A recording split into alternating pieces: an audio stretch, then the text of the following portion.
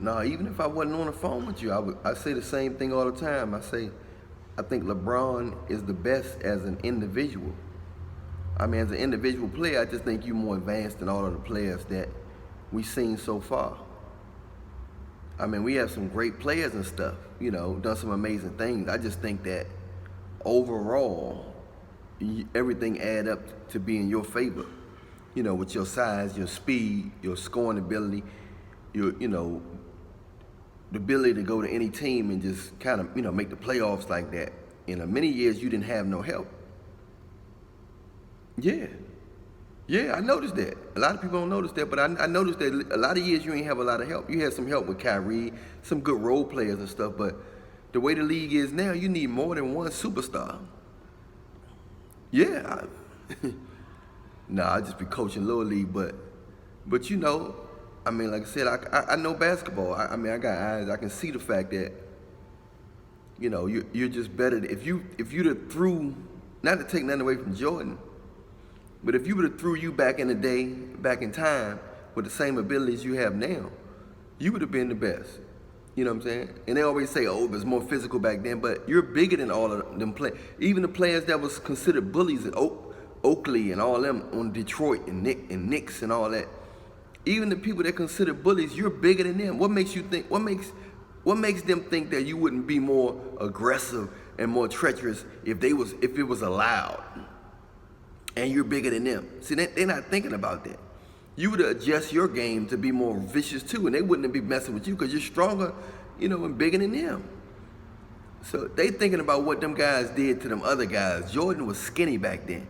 Jordan had to buff up one time just to come back so he could withstand some of the beating against Detroit and stuff. He had to put on some pounds of muscle and stuff like that. Yeah. I know you be trying to be humble, bro, but I'm just saying, deep inside, I know that you the best. You the GOAT. It ain't about rings. They gonna keep throwing rings up and all that. Just like some smart people say, Bill Russell got 11 rings. He's never in the best conversation. You can't go by rings. Yeah. You know that too, LeBron. You know that. Don't fake, man. Don't try to be all humble. It's just me and you. No, I ain't got you on speaker.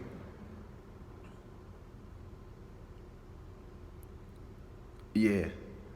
I'm just saying, bro. I mean, you the best, man. You the best that I've seen overall. You got players that got better handle, better this, better shooting. But just overall, being able to do all them different things you do and have the effect you do on each team you go to. And for years, you ain't have no help. Not even including the time you brung the Cleveland back from that deficit against Golden State. You literally drug them on your back when y'all was when y'all fingertips about to fall off. I mean, you know what I'm saying? I just call it how I call it, you know what I'm saying? I give credit when credit due. I ain't jumping on the bandwagon just because I'm on the phone with you. Yeah? I'm gonna share this with YouTube. That's cool. Yeah. But man, I'm trying to tell you, man, like, I think if you switch eras, you put you back in the day with Jordan. You put Jordan up here with you. I mean, you put Jordan up here in this era. Jordan would have been a star. I mean, he would have been an all-star, I believe, but he wouldn't have been the greatest because, number one, he's 6'6", he got good height. But these players now, with that fadeaway he got, that was killing everybody back in the day, he didn't have a lot of tall players that was really checking him like that. Or players that was quick and real long. Nowadays, you got guys 6'7", 6'10", 6'11", that can run faster than him. And that's got length. These brothers tall with long arms and long fingers. So that deflects that fadeaway. He can fade back, but that length is still 11 feet in his face. You see what I'm saying? So, I mean, I know he could jump high and all that, but that length was going to affect his shot. The same way they make The same way they make Curry affect, you know what I'm saying? The same way they make Curry, they default his shot by putting a taller, athletic player on him. And him and Clay 6'7", 6'8". But the same way you put that, you know, you put that length on Curry, they just put that length, they put that length on Jordan. I think if you threw a lot of players back in the day, if you threw Vince Carter back in the day, he would have been the greatest. He'd have been considered the GOAT. He was clutch, he was athletic. You see what I'm saying?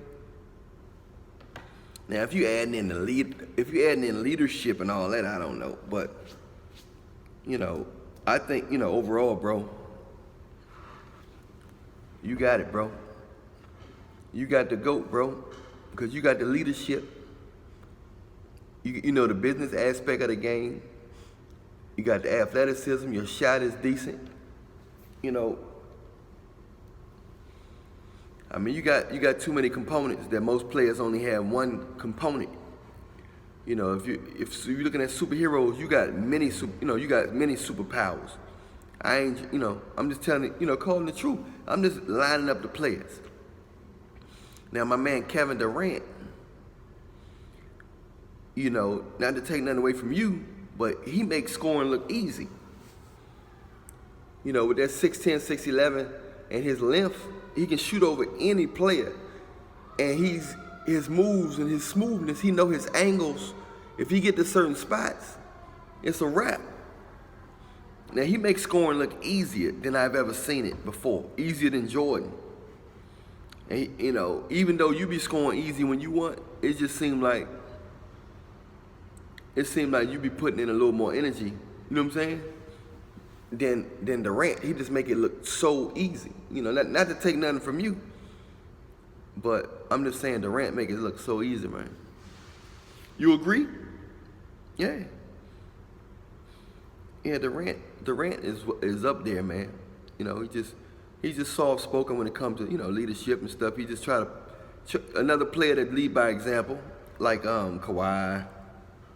You know, Kawhi lead by example, Durant lead by example. A lot of players lead by example. They don't really want to get into the verbalization with their players, but you know, there's nothing wrong with that. They should respect that if they're trying to win. You know what I'm saying? So, I mean, it's not in everybody. Yeah.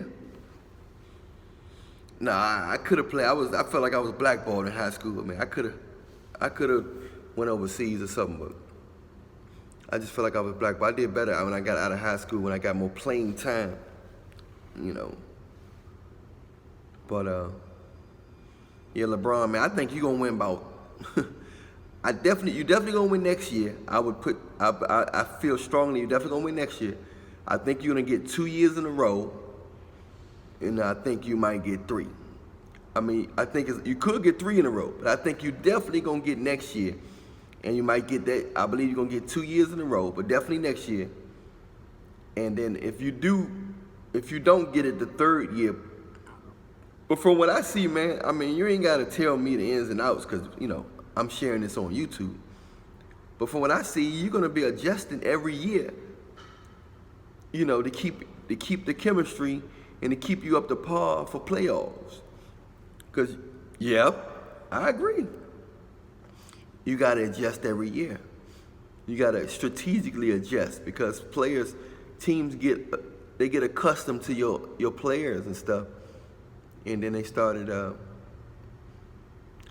trying to match your players during the off season. But it's hard to match when you get new players and stuff. It's hard to know, you know, it's hard to see the chemistry. Yeah. But like I said, Bron, I think they're gonna have to give you your respect. Yeah, they're gonna have to give you your respect, man, because you're doing too much. You're doing too much. Yeah. And look at your longevity, man. You know, the way you keep your body up. Most players don't keep their body up like that. You 30, mid-30s or something. Shh. You said 35? Yeah, mid-30s, man. You know, most players be going downhill. You still going up because you know the importance of diet, exercise, certain exercise, and fasting. I notice how you drop your weight in the summertime. Yeah, it cleanses your whole body, it regenerates your whole body. People don't know the power of not overeating and being on a strict diet.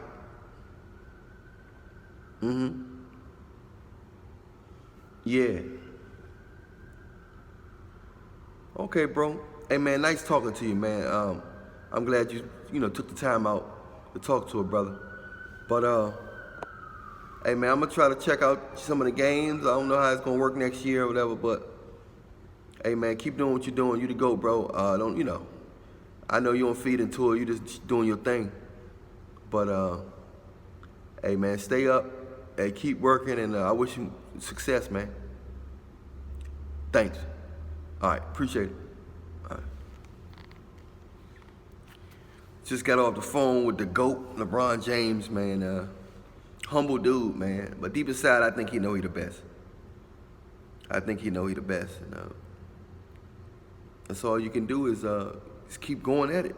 And even for y'all, man, if you know y'all can do something deep inside, just keep doing it. Don't let nobody tell you you can't do something. Don't let nobody degrade, belittle you. Deep inside, you know what you can do. You know what you're capable of. So don't fall for all that. But stay up, y'all.